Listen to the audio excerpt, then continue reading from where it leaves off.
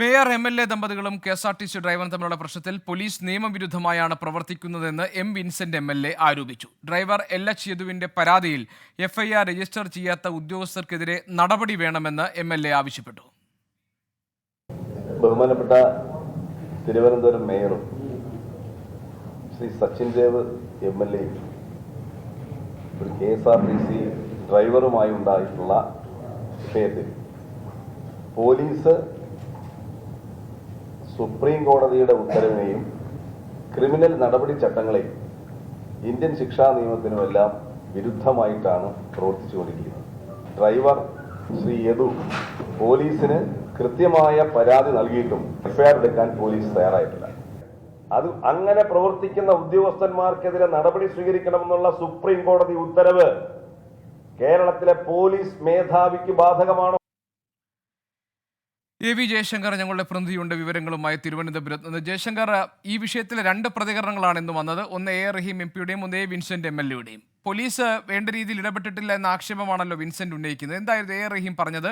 ഈ വിവാദം ഏത് ദിശയിലാണ് ഇപ്പോൾ സഞ്ചരിക്കുന്നത്?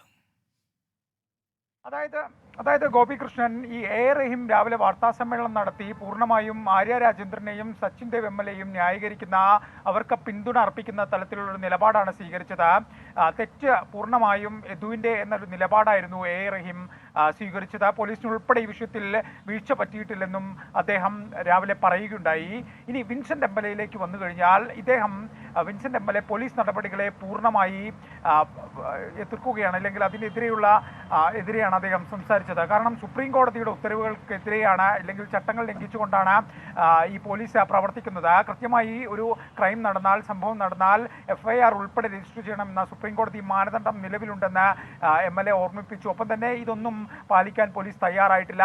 കൃത്യമായി ഇതുമായി ബന്ധപ്പെട്ട് കേസെടുക്കുന്നതിലും മറ്റും വീഴ്ച വരുത്തിയ ഉദ്യോഗസ്ഥർക്കെതിരെ നടപടി വേണം എന്ന ആവശ്യവും അദ്ദേഹം പറഞ്ഞു. ഒപ്പം തന്നെ ഈ വിഷയത്തിൽ പോലീസ് കേസെടുക്കാത്തത് മുഖ്യമന്ത്രിയുടെ ഓഫീസിൽ നിന്നുള്ള സമ്മർദ്ദം മൂലമാണ്.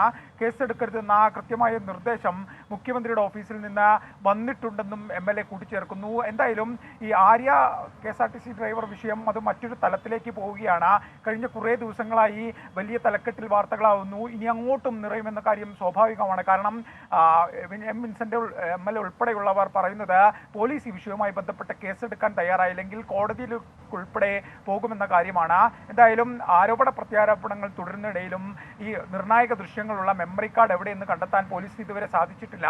തമ്പാനൂർ പോലീസ് കെ.എസ്.ആർ.ടി.സിയുടെ പരാതിയിൽ നിലവിൽ അന്വേഷണം ആരംഭിച്ചിട്ടുണ്ട്. ജീവനക്കാരുടെ ഉൾപ്പെടെ മൊഴിയാണ് പ്രാഥമികമായി പോലീസ് ഇക്കാര്യത്തിൽ രേഖപ്പെടുത്തുന്നത്. ഒപ്പം തന്നെ കെ.എസ്.ആർ.ടി.സി ഗതാഗത മന്ത്രിയുടെ നിർദ്ദേശപ്രകാരം CMDയുടെ നേതൃത്വത്തിലുള്ള അന്വേഷണവും പുരോഗമിക്കുന്നുണ്ട്. പക്ഷേ ആ ഘട്ടത്തിലും ഈ മെമ്മറി കാർഡ് സംബന്ധിച്ച ഒരു തുമ്പിലേക്ക് എത്താനും ഇതുവരെ പോലീസിനോ കെ.എസ്.ആർ.ടി.സിക്കോ സാധിച്ചിട്ടില്ല. ഇത് വലിയ ദുരൂഹതയാണ് ഉയർത്തുന്നത്. മേയറും ഈ വിവാദം മറ്റൊരു തലത്തിലേക്ക് എത്തിയതിനു ശേഷം മാധ്യമങ്ങളോട് ഒരു പരസ്യ പ്രതികരണത്തിന് തയ്യാറായിട്ടുമില്ല. എന്തായാലും ഈ വിഷയത്തിൽ നിരവധിയായുള്ള അന്വേഷണങ്ങൾ കെ.എസ്.ആർ.ടി.സിയുടെയും പോലീസിന്റെയും ഉൾപ്പെടെയുള്ള അന്വേഷണങ്ങൾ നടക്കുന്നുണ്ട്. ഗോപികൃഷ്ണൻ.